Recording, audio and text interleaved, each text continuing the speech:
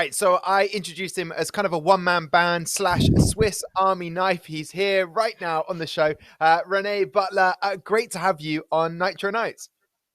Thanks, Tom, for inviting me, actually. I said already I'm a bit nervous, so I hope it will work, but I'll do my best. No need to be nervous at all. I love your setup in the background. And what at first, when I looked at your door, I thought, that's the tiniest, thinnest door I've ever seen in my life. And then I realized it's actually one big whole door. Yeah, I'm not that tiny. It just looks like that on the picture. I compress everything. Well, listen, René, first of all, I described you as a one-man band, a host, a commentator, a business manager, rFactor 2. What is your job exactly? Let's start there. I would say my main job is definitely business manager at rFactor 2. So I handle stuff around marketing, licensing. So that is licensing from cast tracks for the game, or license our software to someone else to use in championship TV shows, whatever. The same for business development. So obviously work a lot with clients or partners we're running championships with, or projects with, when they use our software for simulators for their race teams, for car manufacturers. So everything that kind of touches what happens with rFactor 2 in its life cycle, basically. Basically, that's email upon email upon email. Am I right? And a lot of calls. I mean, that's fine, right? Could be way worse. Yeah. I know. I enjoy it a lot, especially since our software is used in so many different, different partners in so many different ways. So there's always something cool new coming up that you might have never heard about, and then you get a request like, "Can we do this with it?" And then you dive into the code with the guys from the development team and see what can be done. And then there's obviously the esports and more like sim game side, like actually selling the product, right? Making sure that we have championships that engage people and that everyone has fun with rFactor 2. Yeah, well, I'll tell you what, I'm definitely engaged with the GT Challenge Series at the moment, and Michi Hoyer, incredible scenes from that driver. Will he win the championship? I don't know, but I mean, it's great to see, because obviously once the Corona situation took effect on everyone worldwide, how did it impact you, and how have you tackled it?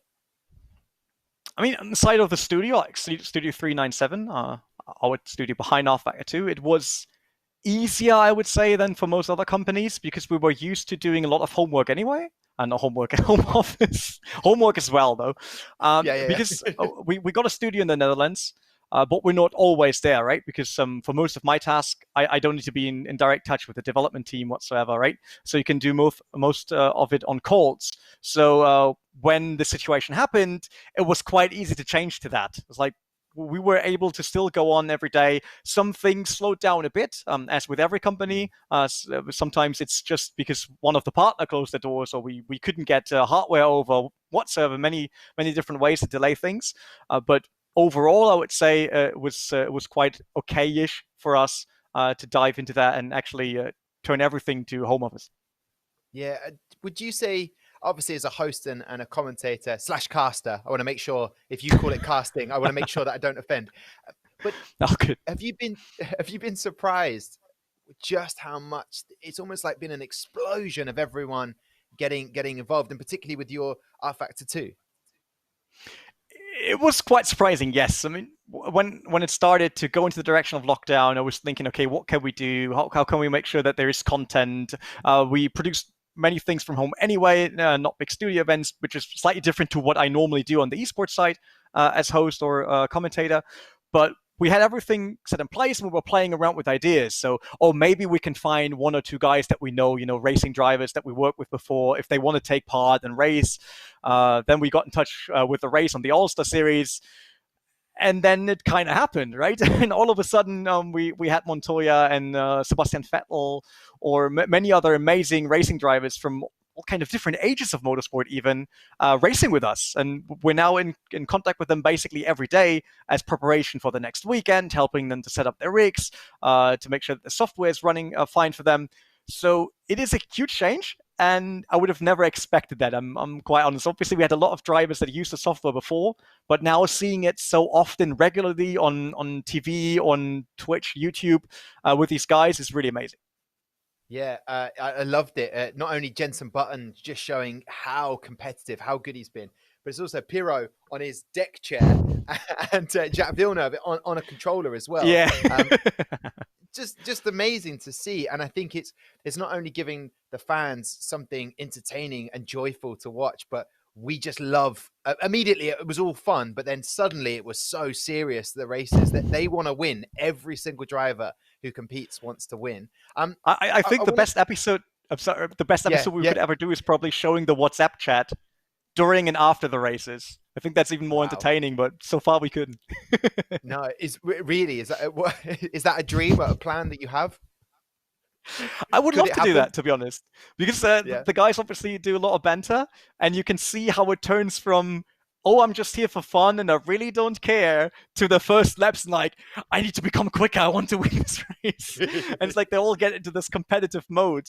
But most of them are friends, right? They know each other from the different races or the different series or the past when they did karting together.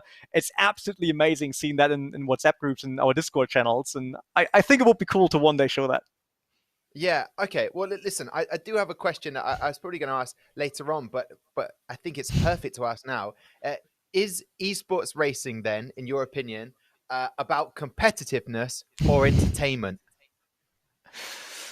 I think that's hard. I think as a driver, you need to understand that it has to be both.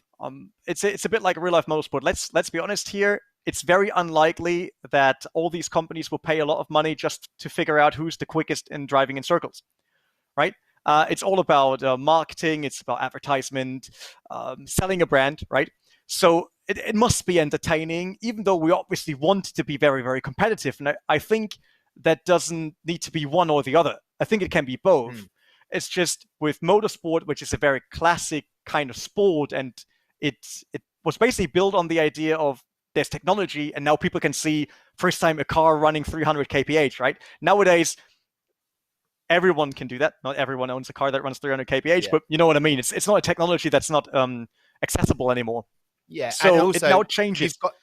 You've got those autobahns where you can really put your foot down. I have to stay max 70. I mean, I'm rolling, but 70 is the max. Sorry.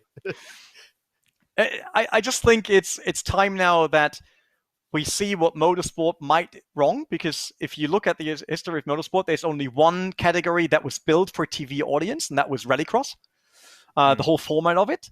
But the rest was built on the fascination for technology and seeing something that they normally couldn't see. But that isn't the case anymore. So we need to make it entertaining. And I think that still works without throwing away the idea of racing, definitely, because racing is entertaining and racing can be thrilling. It's just virtual motorsport, or digital, however you want to call it, now allows us to run formats that we couldn't do before, right? I mean, we can race on 4 different tracks at the same day. You can't do that in real life because it's kind of hard with logistics. I just think it's more now about figuring out what do we want to keep from classic motorsport and what can we add to it to give it that entertaining vibe to make sure that it remains and doesn't go the way of motorsport. Yeah, I think that's brilliant how you explain that, René. In terms of you putting on a competition, then there seems to be so many. I mean, when I do the news review or the races that are coming up, there's so many left, right, and center. And the avid sim racing fan is very quick to comment on the level of that competition. So how difficult is it to build a competition? I mean, you've got quite some experience on it now, right? I mean, I'm doing competitions for more than 10 years now, I think nearly 15. Across all boards, I did Forza, GT Sport, I worked on Project Cars 2, and basically all major series the last years, even slightly on F1 esports back then. So it gets easier to see where you want to go, but we also know that while feedback is very important to us, it's not always the only thing you should listen to. Because sometimes people just object something because they're not used to it, right? If you want to make sure that it's still entertaining while being competitive, you sometimes take a turn that the community might not see at the same time. They might be like, oh, we don't really want to do that. And then 2 races later, everyone's like, oh, that's a lot of fun, right? I love racing in this, because it shouldn't only be fun for the viewers, it should be fun for the drivers. I don't want to race on my own without any fight for 2 hours straight. we all know it's cooler to go side by side, 3 wide into the next turn. So it's about finding the balance there and creating a competition that is long enough for people to actually dig into it and get interested in creating storylines, but still short and snappy enough that newcomers can come in, watch it, understand it, and get interested in. Yeah. Well, listen, René, with your experience, I've kind of wanted to know with your Buttler Pal Motorsport, in terms of how connected real racing is with the sim games racing scene. How connected are they? I think it's quite crazy right now. Nearly all the teams are running simulators anyway, or have a proper sim racing team, or get at least input from that. We know that sim racing and motorsport worked well together for years, right? Darren Cox proved it back then with the Nissan GT Academy. We had so many other projects over time that brought people into real motorsport. My own team now is basically a mix of all of that. We do sim racing, but the same guys also race in RCN and hopefully VLN this year as soon as motorsport restarts, basically. So we try to be a team where you can do both and you don't have to decide, because I see with most teams out there, if you look at real racing teams going into sim racing, that they try to separate that right now. They have they have the department for real racing, they have the department for sim racing. And we want to be just one crew doing all of that together, because even if we might never have the money or the talent to be GT3, racing and motorsport is something that you can enjoy on so many different levels and so many different ways. So we want to maybe be at the forefront for that, to just show, hey, you can actually do both. It helps because we're practicing, obviously, in simulators for the Nordschleife, since we can't just run 100 laps per day on that track. We got quite successful last year. We won our class in the second race already. And the guys, we had some YouTubers now joining us for this season. Jimmy Broadband is one of our drivers. Dave Gaming, for the German viewers. He just did his first ever appearance on the track as he just got his driving license. So he'd never driven before. And he was just a second off pace of Jimmy back then. And we know that Jimmy has way more experience already with real cars. Yeah. So it just shows that you can have a direct transfer from sims into the real car. And that's what we're trying to do. Use the same crew, same software, go for it. Yeah, I think that's brilliant. And avid sim racing fans who've always wanted to try it can push for that. So I think it gives both ways an opportunity for people to move between one another. I think that's fantastic. And I feel bad asking this question now, but it isn't from me. Okay, René, this has come from Actrollvision. Okay. You familiar with Actrollvision? Yeah, sure. Okay. His question is very simple. Do you know the difference between a Civic and a Polo? Are we talking about the cars? Yes, that's his question. I do apologize. He's a previous guest. So... I do. To be honest, try to think why he asked that question. But of course, I know Polo is a small car done by VW, and the Civic is a now slightly bigger car done by Honda Motors in Japan. So I think that's answered the question. I don't know. I know that he will probably be on Twitter now and blame me for all of that. It's like, why do you not know what it's all about? But I don't know. It's like you said about the racing drivers afterwards. It'd be great to see your WhatsApp as you contact Actrollvision. And what are you on about? Listen, I tell you what I will do, though. I'll ask the questions that I've asked for good reason. So are you ready for the quick fire questions? Sure. Okay, here you go then. Something you've learned about yourself in this Corona period. I'm actually really bad at entertaining myself when I can't go out. Good one. I think everyone agrees with you on that. Best thing about Germany? Nürburgring. Favorite food? Oh, pizza. Okay, I did look through all of your Twitter and found on New Year's Day the leftovers from the night before. Fantastic meal. Listen, favorite host or commentator to work with? There's so many. Demon. Okay. Who do you prefer more, Jolyon Palmer or Jack Nicholls? Jack Nicholls. Best game you play? As in me being the best in it? Yeah. Best game that you play? Your favorite game that you play? rFactor 2.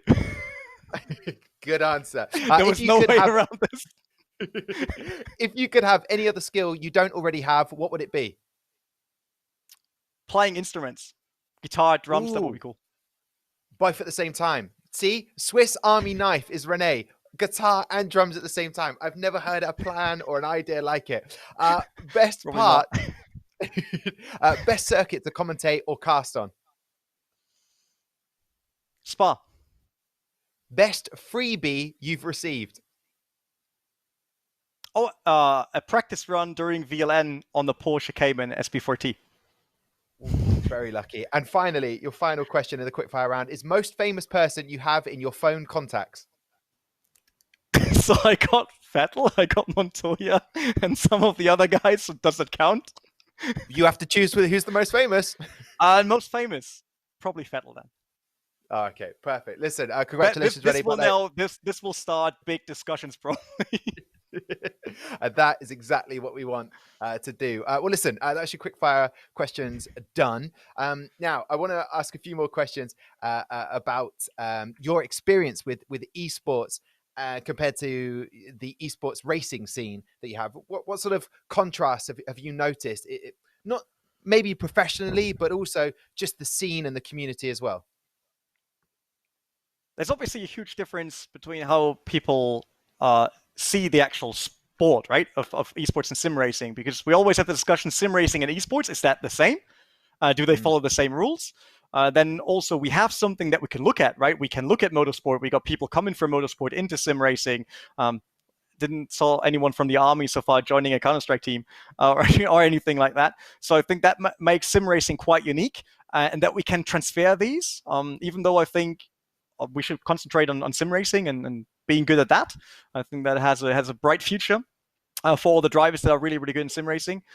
But it is just that unique feature that's probably the only esports that has a direct transfer into real life sport, even though I dislike to say real life, because sim racing is real life sport just like any other sport. Yeah. Might not have the same effect on your body as it would have sitting in the real car, but none of the different sports disciplines have the same effect, right? So to me, it's as real as doing a real race. And you may have noticed, and I'm probably not supposed to talk about it because it's quite controversial, but the whole Lando Norris, Simon Pagenaud, you've got that incident where you're like, well, hang on, some people say it's just a game. Well, yeah, like motorsport is the competitive game. The race is a game in many respects. It's a sport, and yet you can't suddenly say, well, it's the professionalism that I absolutely love in esports racing. Take it professionally to be competing, but then you suddenly can't pick and choose when you treat it as, oh, it's just a game. Do you know what I mean? I think that is an issue because we obviously also want them to have fun, right? Many of these drivers are coming from a very stressful environment. We want them to enjoy it. Although I have to say on the other side, it's if I treat it as a game, that's fine. If I crash into the wall and I really don't care, which normally isn't the case, that's fine. But he doesn't know how much time Lando, for example, put into this, right? He was racing for real. He was trying his best, and ending someone else's race because you decide it is only a game for you or it isn't important. I think that's just isn't fair, right? I don't go into any other game and destroy someone else's experience just because I think it's not important enough for me at this moment. And especially with events running on such a big scale and on TV, and obviously sponsors being involved, it's not like that these guys are solely doing it for fun, right? They still have their contracts, they still have their obligations and being visible and all that.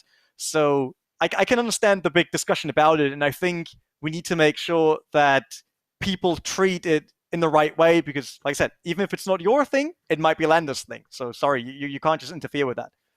Exactly. I think you sum that up perfectly. It's just the talking point at the moment about esports racing and esports in general. And I think that's a good way. Like you almost have to say what you're going to do when you go into that race. This is for fun. I've got all enjoyment. And then we'll see the WhatsApps afterwards. Yeah. Finally, René, what do you expect for the next few years because of this corona period that we've had and the situation? And how do you see the esports racing scene growing and one that you're heavily involved in? I think we obviously reached a way higher level of acceptance already. When I started, my first appearance in TV for sim racing was 2003 or 2004. And back then it was hard as a sim racer or being into virtual motorsport because no one took it seriously. Even the later years. I can tell you in previous projects I worked on, and people from the rest of esports, I would say, were like, "Oh yeah, sim racing. It's something no one will ever care about. It will never be big because there's League of Legends, there's Counter-Strike, right?" And all of a sudden we got this boost through the situation. So it helped the acceptance. I think it also helped in terms of getting viewers to try esports racing, because we had that issue before when TV tried to pick up sim racing. The vocal people were like, "Oh, I don't care because it's not real." But now they see their names that they know attached to it. They see it more often. So there's a higher acceptance for this type of content. So even though I think when the situation ends, it will dip down a bit, because we're obviously now in the focus because due to what's happening, that will hopefully go away soon.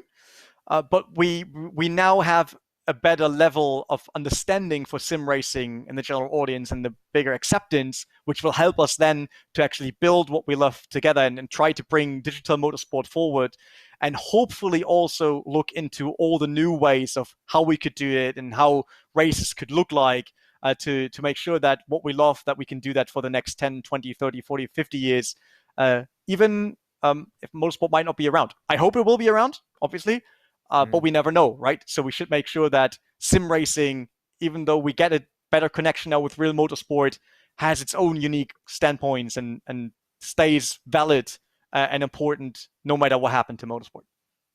Well, listen, René Buttler, an absolute pleasure to have you on Nitro Nights today. I can't wait to chat again with you. I hope you've enjoyed being on Nitro Nights today, and those quick fire round questions weren't too difficult for you. No, thanks for having me. It was a great pleasure. I obviously now hop on Google and just see Clio and Civic. Maybe I missed something, and contact Luke and then figure out. Yeah, and obviously don't let Jolyon know that you chose him, or you didn't choose him over Jack Nicholls. Yeah, exactly. Listen, René Buttler, thank you so much. And to everybody watching, thanks again for joining us. We won't be here on Friday, but we'll be back after all of the race action over the weekend on Monday. Can't wait to have you back with us then. Until then, stay safe and see you soon.